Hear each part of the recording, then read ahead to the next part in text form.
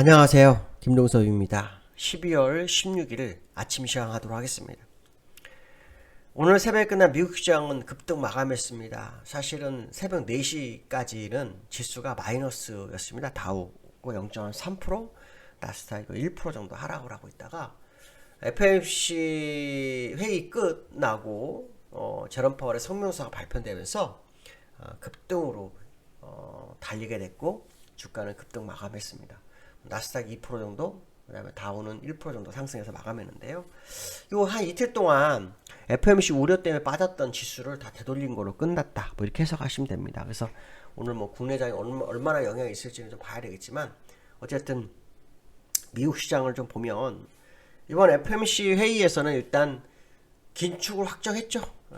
무슨 말이냐면 금리 인상, 그러니까 테이퍼링 내년에 6월에 마무리하기로 했던 것을 3월로 앞당기고, 그 다음에 내년도 금리 인상을 3번, 2023년에 금리 인상을 3번, 2024년도 금리 인상을 2번 해서 총 8번 하겠다. 그래서 기준금리를 2.1%까지 올리겠다. 그래서 따져봤더니 8번을 매번 0.25씩 하겠다. 이렇게 된 겁니다. 그러면 결론적으로 말하면 시장에서는 이런 생각을 하는 것 같아요. 연준이 그 출구 전략에 대해서 로드맵을 정확하게 제공했기 때문에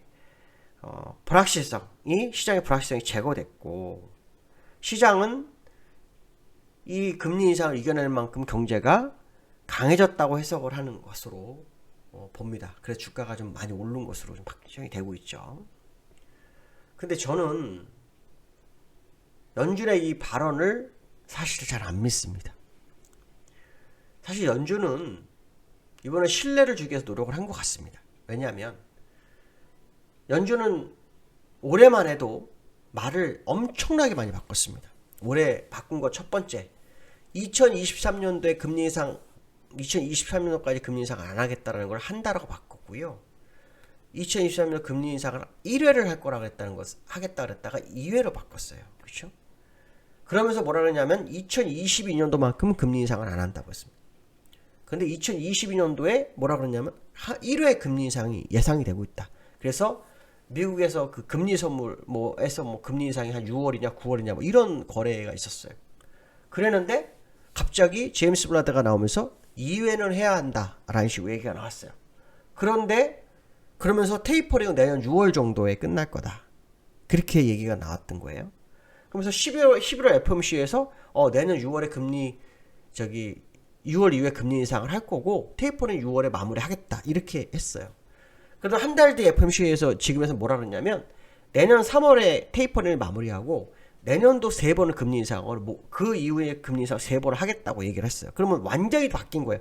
결국 매달 말 바꾸기를 시도한 게 연준의 모습이에요. 그래서 이번에는 아마도 정확하게 시장의 신뢰를 얻기 위해서 이렇게 8번이라는 걸 제시했던 것으로 좀 보입니다. 제가 볼 때는.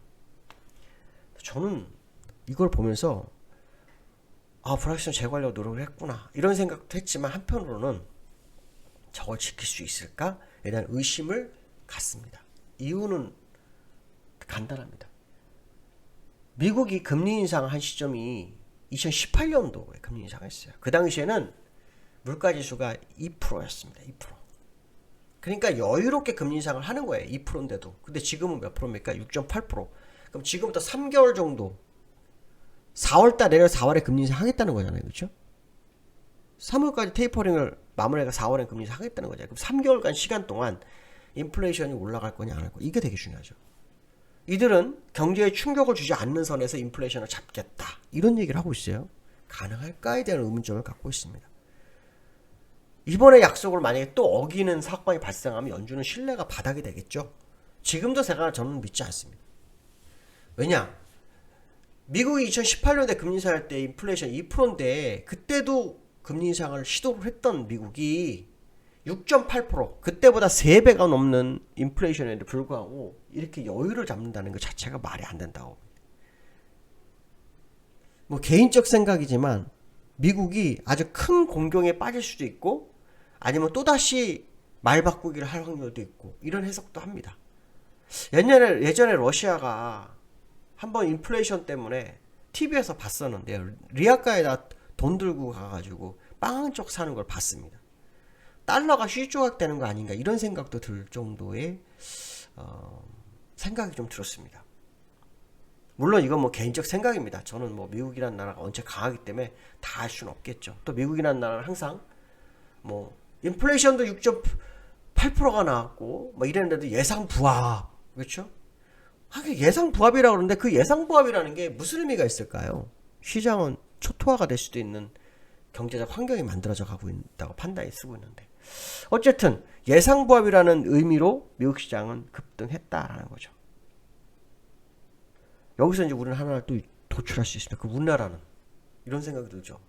그럼 우리나라는 4번 하겠네? 이런 생각도 들겠네요.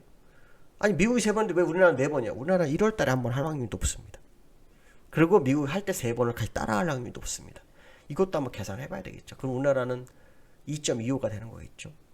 그러면 2024년도까지 거의 3 정도까지, 거의 4 정도까지 가는 거예요, 우리나라. 문제가 되죠. 대출 받으신 분들이나 집 사신 분들 입장에서는 진짜 골아픈 상황이 됐는데, 어쨌든 미국이 내년 3회 인상한데 그 3회를 우리나라 한국은행에서 그냥 같이 지나칠까요? 저는 지나치지 않을 거라고 봅니다. 똑같이 할 거라고 봅니다. 그래서 4번, 우리나라는 내년 4번 생각을 해봐야 되지 않을까.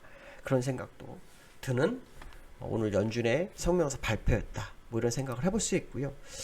일단 지금 다우는 나오지 않았어요. 나스닥 먼저 보면, 나스닥 차트를 먼저 보면, 나스닥은 3일 동안 하락했던 부분을 다시 회복시켜서 올라왔어요. 그러나 20일선은 꺾어져 있고 20일선 위로 올라서지 못한 모습이고요. 그 다음에 다우는 아직 지금 나오지 않았는데 다우는 1% 정도 올랐어요. 그래서 여기가 이제 고점에서 한 1% 빠졌잖아요. 그러니까 여기가 또 갔다 오는 정도다. 결론적으로 말하면 다우나 나스닥이나 급등을 했지만 제자리 갔다 오는 거에 불과한 거다. 예, 제자리 갔다 오는 거에 불과한 거 정도로 해석하시는 게 맞을 거다. 이렇게 말씀을 드리고 싶고요. 자, 두 번째 이슈는 MSCI 선진국지. 어제 저녁에 뉴스가 나왔어요. 이게 어저께 우리나라를 끌어올린 거 아닌가 이렇게 생각합니다. 네 번째나 네 전째라고 썼는데 죄송합니다. 네 번째 도전을 하는 것 같습니다. 이게 이제 2008년도부터 우리나라가 MSCI 선진국 지수 편입을 시키려고 하고 있죠. 우리가 FTS에는 들어가 있는데 MSCI 편입이 되면 MSCI는 신흥국 지수가 있고 선진국 지수가 있어요. 신흥국 지수에 있다가 선진국 지수로 가는데 선진국 지수로 가는 경우가 그렇게 사실 쉽지가 않아요. 근데 가게 되면 그 MSCI가 각 지수별로 그 국가별로 투자금을 산정해 놓는데 MSCI로 가게 되면 약 18조에서 61조 정도까지 된대요. 그래서 코스피로 따지면 4천까지는 가겠다. 뭐 이런 계산이 나오는 것 같아요. 아마 요즘 외국인들이 빠져나가고 그러니까 외국인들한테 이제 외국인 유입할 수 있는 그거를 한번 마련해 보겠다. 뭐 이런 생각하는 건데 홍남기 경제부총리가 1월 말까지를 정부안을 마련하겠다 이런 얘기를 하고 있어요. 근데 이게 사실은 이게 오늘 이제 우리나라 시장에 영향을 얼마나 주냐 봐야 되는데 MSCI 선진국 지수 4번 도전한다 해서 이게 도전한다 바로 되나요? 안 돼요. 관찰 대상국 시간이 있습니다. 관찰 대상. 그것까지 하면 2022년도에 진행이 됐을 때 2024년도에 결정이 나는 겁니다. 그러니까 아직 시간이 남아있는 상태다. 이걸 하기 위해선 두 가지가 해결되는데 하나는 환율을 24시간 개방을 해야 돼요. 그 다음 공매도를 완전히 열어야 돼요. 그럼 환율 24시간 개방을 한다? 그렇게 되면은 정부가 환율 개입을 못합니다. 그럼 환율이 더 뛸 수도 있는 상황이 되고요. 그 다음 외환보유고가 문제입니다. 외환보유가 4,640억 불 정도 가지고 있는데 안전한 것이 8,400억 불 정도 얘기하고 있죠. 그러니까 외환보유가 더 확보가 되지 않으면 좀 불안하지 않을까 이런 생각도 좀 듭니다. 어쨌든 지난번 뉴스에 보면 MSCI 선진국 지수가 올바르게 잘 진행이 돼서 관련자들과 홍남기 경제부총리가 만나서 얘기도 나누고 이렇게 우리 사회 어필하겠다고 하는데 잘 돼도 2024년도입니다. 그러니까 일시적으로 반응이 올 수 있을지 모르겠지만 실제로 결정이 나는 시간이 좀 남아있기 때문에 좀 더 두고 봐야 될 것 같고, 그때 지수가 3천을 유지했다면 4천을 갈 것이고요. 갈 수 있다고 보고요. 만약에 지수가 많이 내려가 있다면 그게 오히려 주가를 상승시키는 재료가 될 수도 있고요. 근데 가끔은 그 재료도 안 먹힐 때도 있습니다. 그러니까 그것도 한번 생각해 봐야 되겠다 이렇게 말씀드리고 싶고요. 그 다음에 역외환율이 견조한 흐름을 부르고 있어요. 어저께 사실 역외환율이 1190원까지 갔어요. 정확히 언제까 제가 시간도 정확하게 알아요. 새벽 4시까지 4시까지 역외환 1190원 정도 약간 넘었었고요. 그 그때부터 내려와서 1185원 60전이고 50전에 끝났어요. 1185원 잠깐 확인 좀 하겠습니다. 1185원 60전 정도에 끝난 걸로 제가 기억하는데, 예. 야, 그 정도에 끝났네요. 그 정도에 끝났는데, 이게 중요한 건 뭐냐면, 이제 원달러가, 여기 1% 올랐네요. 다우 좀 보고 가겠습니다. 다우 보시면, 다우는 여태 이틀 빠진 거 그냥 되돌린 거죠로 끝난 거죠. 그 다음에 아마 재평가가 있을 겁니다. 예, 재평가가 분명히 있을 겁니다.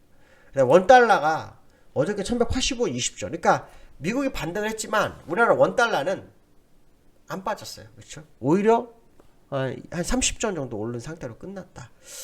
그렇다면 이제 오늘 본장에서 원달러가 내려오는지 안 내려오는지 되게 중요하죠. 본장에서만 내려온다면 시장이 상승을 할 거고요. 본장에서 원달러가 내려오지 않는다면 미국 시장과 조금 다른 모습이 뭐 연출될 수도 있겠다. 뭐 이런 해석을 좀 해볼 필요성이 있고요. 코스피 차트를 좀 잠시 좀 보면, 일단 5일선이 꺾인 상태가 됐죠. 그렇죠? 5일선이 꺾인 상태가 됐기 때문에 추가 상승이 되더라도 만만치 않은 흐름이 나올 수 있다 정도로 뭐 해석을 해볼 필요성이 있겠다 이렇게 보시면 될 것 같습니다. 어쨌든 시장의 이슈는 다 지나갔습니다. 미국에서는 부합했다고 했지만 긴축 시그널을 뜬 건 확실하다는 거죠. 그 다음에 미국은 올해 이 금리 인상에 대해서 계속 말바꾸기를 했던 연준 입장에서는 사실 뭔가 신뢰를 얻기 위한 정확한 시그널을 보낸 건 사실이지만 저는 사실 좀 더 시간을 두고 봐야 될 거다 이렇게 말씀을 드리고 싶습니다. 자, 오늘 벌써 목요일입니다. 오늘 윗끌림 만기네요. 그죠? 윗끌림 만기는 또 해외 지수 영향을 거의 안 받을 수도 있죠. 가능성이 높을 수도 있습니다. 그래서 그 부분 또한 오늘 보셔야 되지 않나 이렇게 말씀드리고 싶습니다. 오늘 여기까지 하겠습니다. 감사합니다.